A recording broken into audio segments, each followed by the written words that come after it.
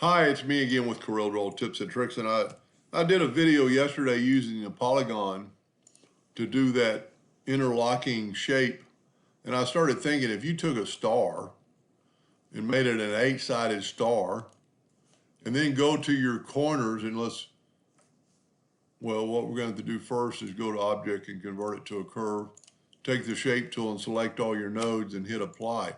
But it only does the inside ones, because the outsides are too sharp. So a little trick here, if you take your shape tool and select them all, hold down the shift key and then select the ones that are already curved. It leaves the ones that aren't curved and then hit apply. Now you've got that shape. And now we can open up the contour docker and contour it. I'm going to contour it quite a bit smaller to give you a ribbon effect. Go to Object, break contour apart, grab it all, Control D and make a duplicate and rotate it 22.5 degrees. And there you have a really good symmetrical shape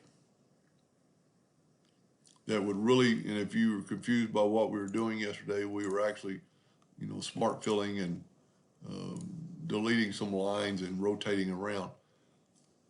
Anyway, I hope that helped a little bit. Thank you for watching.